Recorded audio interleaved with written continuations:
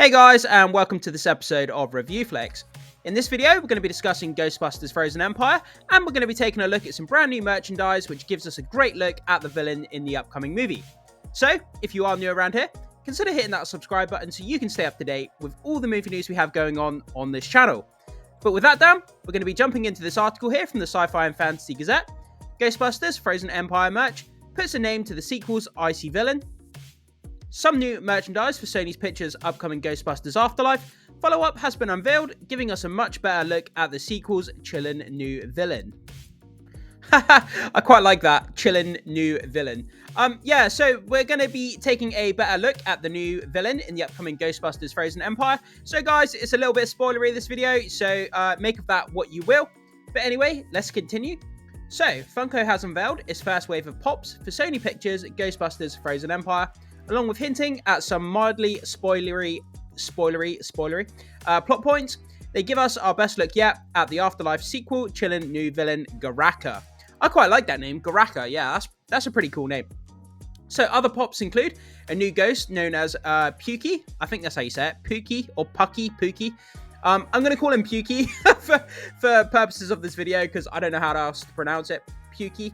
And one of the mini puffs on a hamster wheel. We also have the returning Ray Stantz, who is holding some kind of mysterious golden orb, and young Phoebe Spengler suited up in her Ghostbusters outfit. So let's check out the images below. So the first one here, we have the villain of the movie. So I'm assuming this is going to be the main big bad of the movie. It's the shot that we saw at the end of the trailer. And I'll put up the image so we can see the side-by-side comparison here. Obviously, the shot that we got at the end of the trailer, it was very silhouetted, it was very blurred out. You couldn't really make out much of the detail when it came to the villain. But this pop here gives us a much better look at what we can expect of the villain in the upcoming movie. And I really like the design here. This looks really creepy. If this is done right, then, I mean, this looks pretty scary. And I really like the design, as I say. We've got this ominous kind of like blue eyes and these big giant horns, the massive kind of claws here. And then this kind of, it's almost like gives me this kind of like gothic dress, kind of flowing long kind of dress. Looks kind of creepy, as I say. Big, huge teeth and this kind of like makeup as well. Gothic kind of makeup coming off the eyes. But yeah, I really love the design. As I say, if it's done right, this is going to look creepy as hell. And yeah, I'm really looking forward to seeing what they do with this villain. Having these icy powers as well, pretty cool. So we've got the next one, which is Pukey. More of a kind of cute, kind of harmless looking, I'm assuming this is a villain. I don't know if this is a villain or like a good kind of monster. I'm not really sure. Pukey, and it looks like a potato. It basically is a potato with these huge kind of teeth, these big black eyes. Looks kind of cute, looks kind of fun. Have to see how it fits into the movie. Really not sure how this thing's going to work. But, you know, Ghostbusters has got these kind of campy, kind of fun, kind of cute monsters, as well as the kind of scary ones like the one we saw above. So, yeah, definitely have to see how Pukey fits in. The next one, obviously, we've got the, you know, the absolutely iconic kind of puffed, Ghostbusters signature little marshmallow puff guys. Who featured in Ghostbusters Afterlife. There was that scene with Paul Rudd where he was in the supermarket and you had the mini marshmallow puffs kind of on the shelf, you know, playing around. They're always really fun to see in Ghostbusters movies. Pretty cute, pretty charming. The next one, we got Ray Stantz, and as it said above, he's got like a golden orb in his hand. This is going to be some sort of MacGuffin within the movie, glows in the dark. We're not sure how this golden orb is going to fit in, but we'll have to see how that plays out. It might have to be something to do with the main villain. Maybe that's how they capture him, or maybe that's where he comes from. Maybe like it's a prison or something that the villain's held in. Not really sure at this point. As I say, we'll have to figure out how it fits into the movie. And then we've got Phoebe. Pretty cool. I love this one. Gives me like major Harry Potter vibes with the glasses. But yeah, I love it. Kind of that signature Ghostbuster look with the, you know, the uniform and the proton pack. Pretty cool. I would definitely love to have this in my office, that's for sure. But yeah, so during a recent interview, new cast member Kamal Nanjiani from Eternals indicated that the movie will up the ante, somewhat when it comes to genuine frights. That's what we need. I think like Ghostbusters is really cool, but it's always been this really kind of you know, it's not been like mega scary. It plays on the fun factor when it comes to Ghostbusters, obviously, and it's very charming, it's very campy, it's very like old sci-fi, very old-fashioned. But I would love to see what would happen if they generally turned the horror up to like a 10, you know, like a 9 or a 10, and made a generally really horrifying kind of scary version of Ghostbusters. That would be great. I would love to see an R-rated version of Ghostbusters in the future. I think that would be awesome. I think the audience would love it. Whether they would ever do that, I'm not really sure. So, quote, there are some really generally scary stuff. The scary stuff is actually scary. the stuff. let me say that again. The scary stuff is actually scary. That's always good to hear when you have scary stuff that's actually scary. Because if you had scary stuff that wasn't scary, then the whole scary point of the scary stuff would be pointless.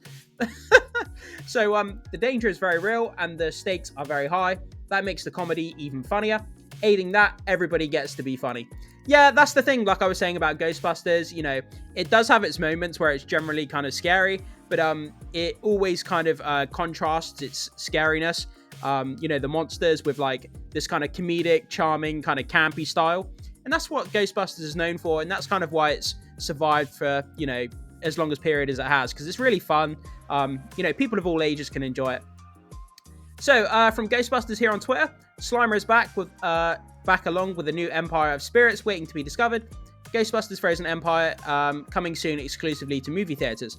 And it looks like we've got some sort of, you know, like, what do they call it? Kind of like a, it's like a 3D poster almost. So let's have a quick look at this video here and see what it shows us about the upcoming movie. So let's click on this. So as you can see, it's kind of like a 3D poster almost. You know, they put in movie theaters to kind of promote the movie. And it looks really fun. Let me just pause it there for a sec. So Ghostbusters Frozen Empire, we've got the Ghostbusters sign here. And obviously it's like a outside of a frozen building. We've got this archway. We've got the Ecto-1 in the middle. And then we've got, you know, Slimer up here on the side. It's always good to see Slimer. And yeah, obviously playing on the Frozen theme around the edges of the building with these spikes. Yeah, I think it looks great. I love this kind of stuff. I love it when you walk into a movie theater and, you know, as you go through the lobby and you're going to your, you know, you're going to your screen to sit down and watch your movie, and you walk past all of these kind of really fun pop-ups that they have for upcoming movies. You know, like they had one for Barbie where it was like a real life size Barbie box where you could go inside it and have your picture taken for the Barbie movie and you look like a real Barbie doll. And they've got this kind of 3D mural here of like Ghostbusters Frozen Empire. I love these kind of things when you walk past them. It really gets you hyped up for the movie. It really makes you stop and take pictures, and it makes you pay attention to what the movie's coming out. And it's just really fun to see these kind of unique selling points that movie theaters do. I really like these kind of things. So, theatre Standee for Ghostbusters Frozen Empire revealed. We will go and have a look at that in just a sec, guys, these pictures. Let's just finish off reading this article. Then we'll go over to Twitter, check out these pictures, and then we'll read a few community comments before we finish off the video. So, the recent teaser trailer highlighted returning spook hunters, Dan Aykroyd, Billy Murray, and Ernie Hudson in their old school uniforms, as well as an all-star team consisting of Gary Gruberson, Paul Rudd, Callie Spengler by Carrie Coon, and her kids Trevor, Finn Wolfhard, and Phoebe McKenna Grace sporting upgraded outfits. So the first set photos were shared online back in April. They were featured Hudson along Rudd and another actor from the 80s classic, William Atherton, as Dickless Environmental Protection Agency officer Walter Peck, who will evidently be sticking his nose into the Ghostbusters business yet again. Yeah, so that all sounds really fun. It's great to have the OG Ghostbusters back. I mean, seeing the OG Ghostbusters, man, it's always fun to have them in there. And, you know, it was great. It's always good to have these, when you have new renditions of older movies and you have the OG characters coming back, and then you sort of see the new characters getting the torch passed from the OG characters onto the new ones. It's always fun to see stuff like that. And, yeah, definitely having them in there, it's going to make the movie a lot more fun. If it wasn't fun anyway. But yeah, guys, so let's hop over to Twitter. Let's have a look at these pictures of this, like, marquee standout for the movie. And then let's read some of the comments as well and see what you guys are saying. So, landing over here on X or Twitter, whichever you prefer to call it, from Michigan Ghostbusters, we have Theatre Standee for Ghostbusters Frozen Empire. And let's have a look at some of these pictures. So, we've got this kind of, it's almost kind of like an ice dragon. It seems to be like the pet or ally or just another kind of monster that's going to be helping out the main villain within the movie. And he looks pretty badass. Got this massive mouthful of teeth here. Got this huge, like, whipping tail behind. These huge claws as well. And it looks like he's going to be like a flying monster. He doesn't look like he has any legs, so he's not going to be walking anywhere. But yeah, definitely looks badass. Is he going to have ice powers? That's going to be interesting to find out. But he looks so cool. I love the design. So the next one, we get a better look at that marquee, the standout for the movie. And as you can see, it's the outside of a building, again, with the icicles across the top. Got this archway. Ghostbusters Frozen Empire written on the front. It says coming soon. We've got Ecto-1, Slimer. And then, as you can see, it looks like kind of like lightning bolts around all the edge. And again, we've got that dragon here to the left.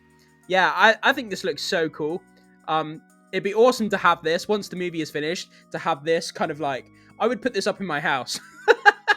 I would love to put this up in the hallway in my house or something. It'd be really cool to have.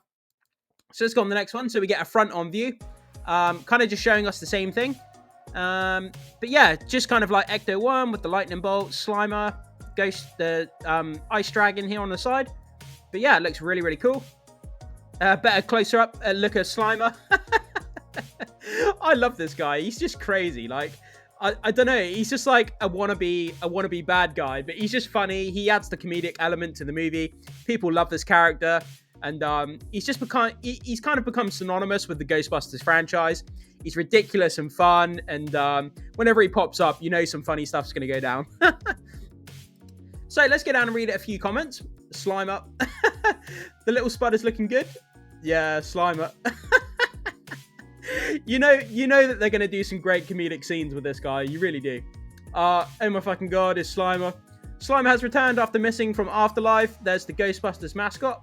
I thought he was in Afterlife. Was he not? I swear there was a scene where Ecto-1 is chasing him down the street. Or was it...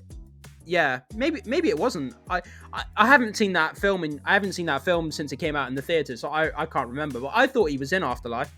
I want one. Awesome. Yeah, I want one too. The spud. I love that when he comes out of the fridge and he's got all the sausages in his mouth. So funny.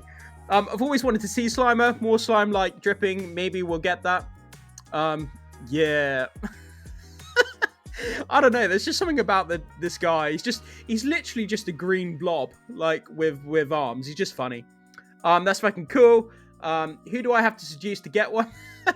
This is the thing. Like, if you go into a movie theater, sometimes when a movie's coming to the end of its theatrical run, if you ask them, like, what do they do with their posters and their marquee stands and stuff when they finish with them?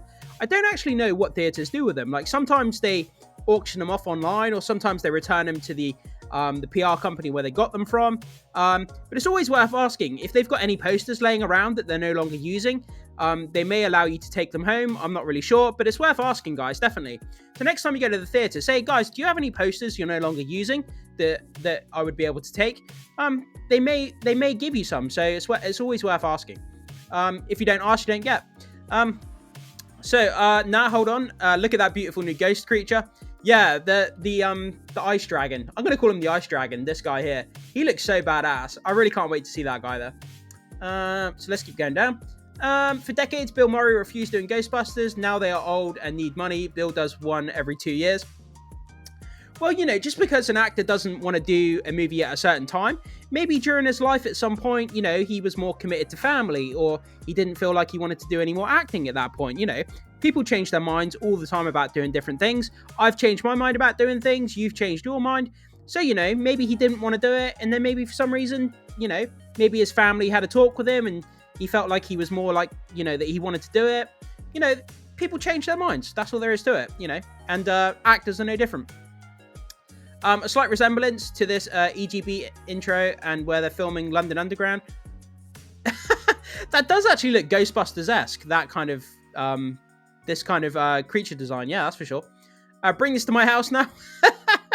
So we'll read a few more here. Lol at the impelled mini puffs on either side of the door near the base. Wait a minute, I didn't think I noticed that. Let's go to this one. I never actually noticed that. Wow, yeah, I didn't notice that. How did I not notice that? You got the mini puffs here on the icicles. Yeah, I looked straight past that. Wow, I wouldn't have noticed that. So let's read one more. Slimer is back again, exclusively in theaters, coming soon. I smell one more delay. Gimme. I'm being promised that Slimer will show up this time. Slimer better show up this time. Yeah, if they're putting him in the marketing, they've got to put him in the movie. Otherwise, that would be false advertising. To have, they've got this advertising marquee, and they've put it on the latest poster as well that Slimer's there. And if you didn't actually have him in the movie, then that would be kind of a form of false advertising. Showing that a particular creature or design or character is going to be in your movie for him to be cut out. I think that would fall into the realm of false advertising. But then again, I'm not, I don't know the legalities of that kind of stuff, but I'm pretty sure it would be false advertising. But yeah, guys, so there we are. We've had a brand new look at some of the Funko Pops that give us a better look at the new villain in the upcoming movie. And we've had a look at this great kind of marquee standout that's promoting the upcoming Frozen Empire movie as well, which gives us a great look at Slimer and the Ice Dragon. Looks really cool. I would love to have this marquee in my house. No problem. I'll take it any day of the week. But guys, jump into the comment section. Let me know what you think about this. Do these Funko Pops and this marquee, does it get you more excited for the movie? Are you interested in this movie to start off with? Let me know what you think about it. Thank you so much for watching, and I will see you soon.